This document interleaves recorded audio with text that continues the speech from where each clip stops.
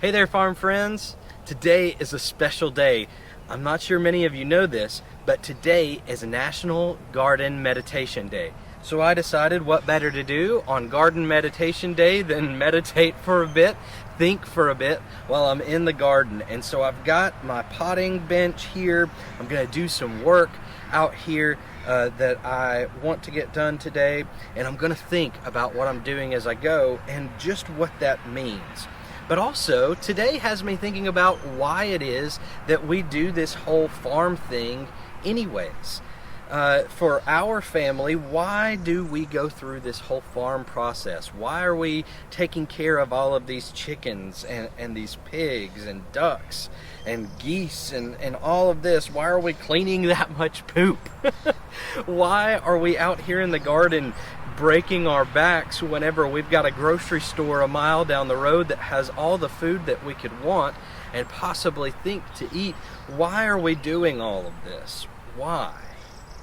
And so I'm thinking about this today, and I wanted to take a minute to give you some insight into why our family does this. So in 2019, in the fall, we had a dream that was starting to become a reality. We decided that as a family we wanted more space to stretch out, more space to run around and play and that sort of thing. I was kind of into gardening at that point, but not really in depth into it. The truth is we just needed some more space. And so we decided to start looking around for private areas, private properties that we could maybe call home at some point.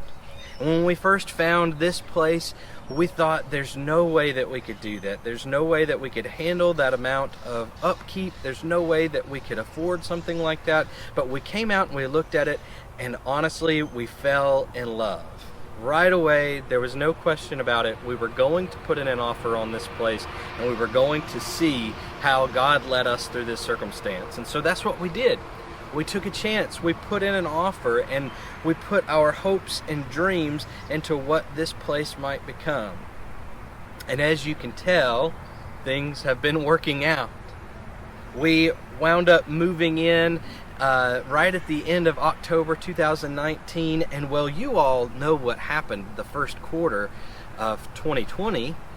We started experiencing lockdowns. And so we wound up being quarantined together here on the farm.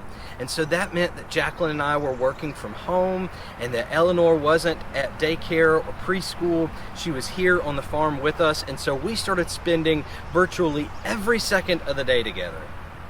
And at first it was kind of weird.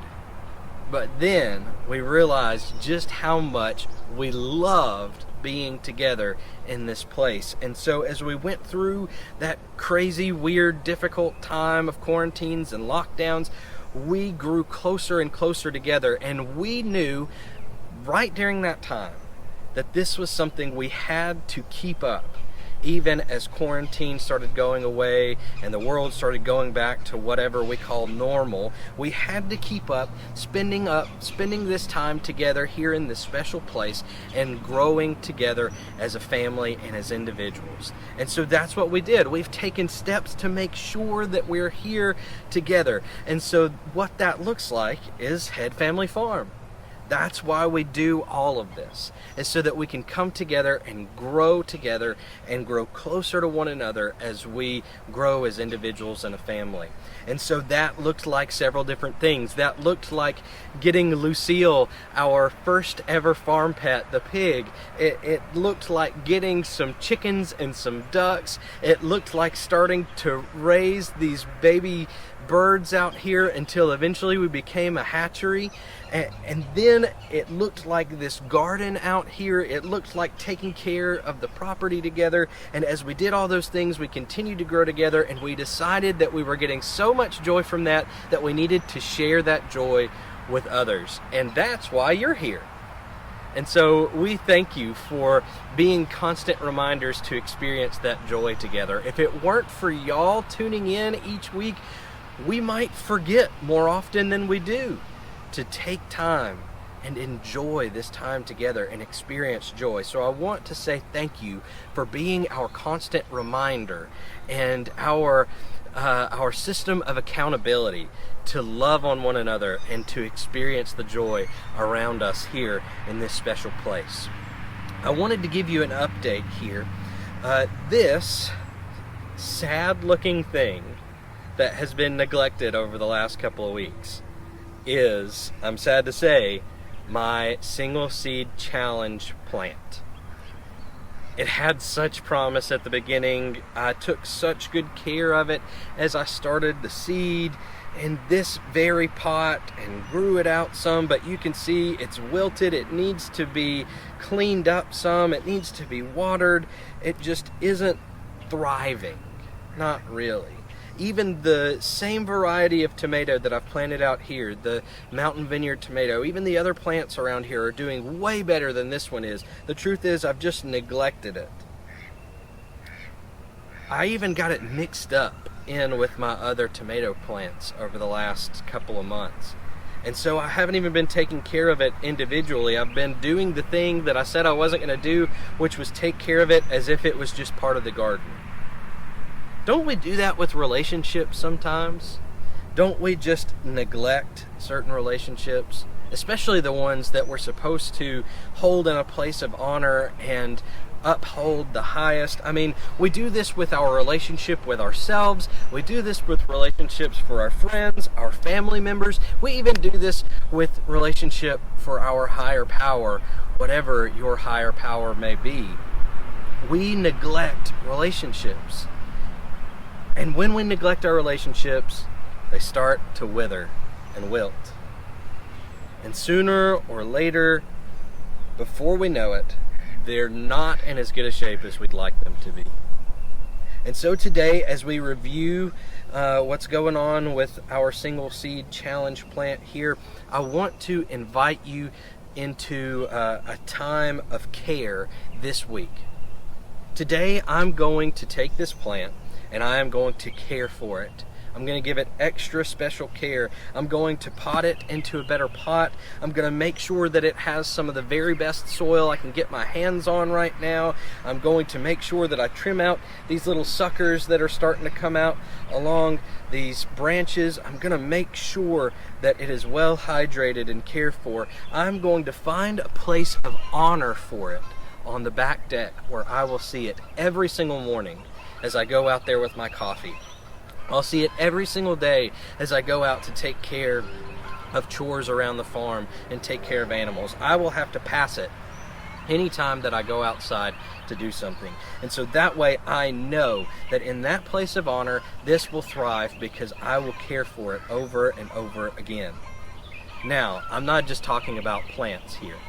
Over the next few days, I'm going to work extra hard and making sure that I'm thinking about my relationship with my own mental and physical and spiritual health. I'm thinking about my relationships with my friends, my relationship with my families, my relationship with my higher power. I'm going to be thinking about all of those relationships and thinking about what I can do to make sure that I'm taking extra special care to let the people that I love know that I love them, so that our relationships thrive, they don't start to wither and wilt, and so that I know when folks need a little push, a little help, a little extra care in my life, so that I'll know that I can play a part in lifting them up as members of my blessed community. And I invite you to do the same. Take some time to think about the relationships in your life. Give them some extra care so that they can thrive, so that you can thrive, and so that the other people in your life can thrive. So I'm going to pot this up here in just a few minutes. I'm going to make sure, like I said, I've got some super high quality potting mix here that I'm going to put it in with. I'm excited to see how this plant, my single seed challenge plant, begins to thrive once again as I give it the attention and love that it deserves. So I've told you, the whole reason that we do this whole farm thing is so that we can do stuff together as a family. Those are the relationships that I've put in the ultimate place of honor in my life, and we together have built this place around us, Head Family Farm. We've built this community around us. We've grabbed on to other people who love us, and we are pouring into their lives as well. And this is the way that we are fostering that relationship together. We're working in the garden together. We're taking care of our animals together. We are making sure that we give each other the most out of our lives that we can. And I hope that you'll consider figuring out which relationships in your lives are worth jumping into that with. Now, I wanted to share one more very special thing with you that I'm going to do today.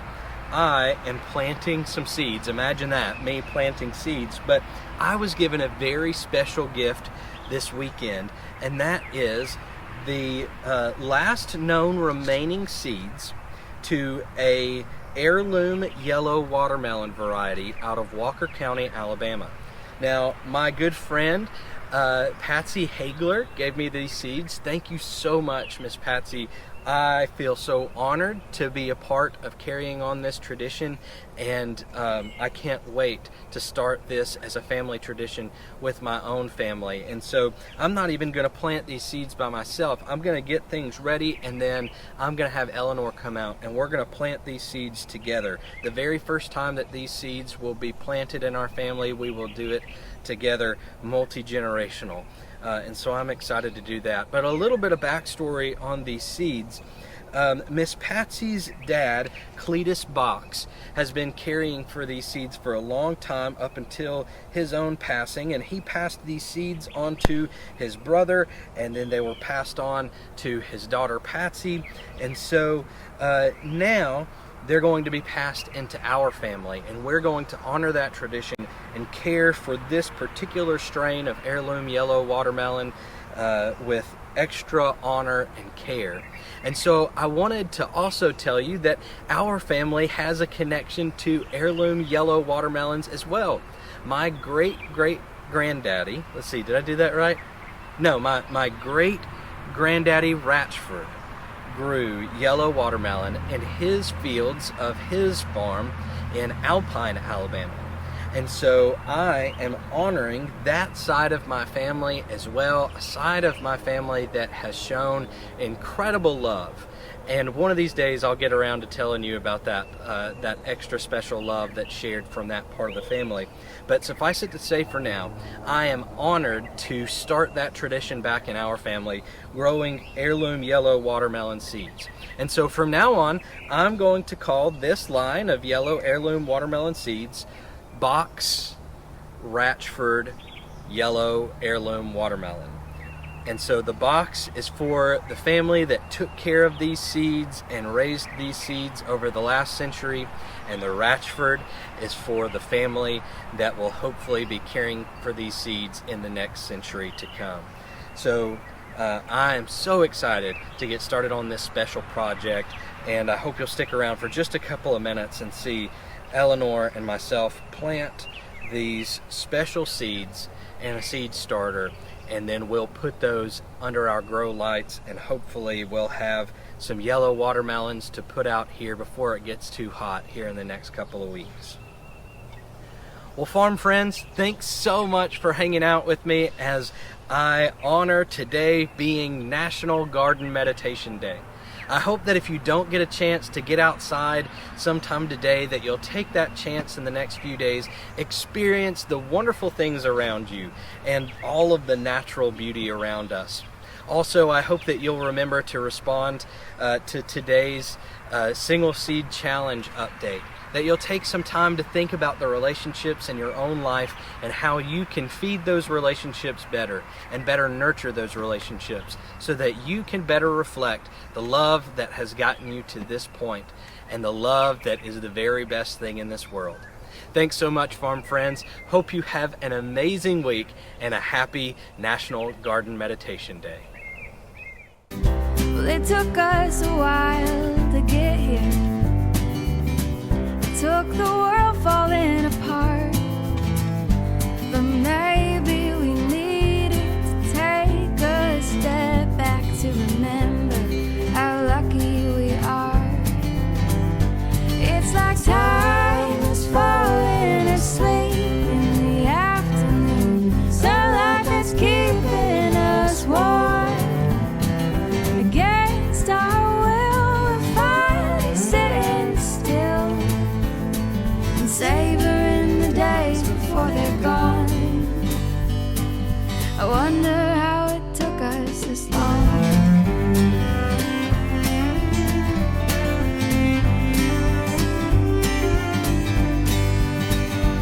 It's like time is falling asleep in the afternoon. Sunlight is keeping us warm against our will. We're sitting still, savoring the days before they're gone. I wonder how it took us this long.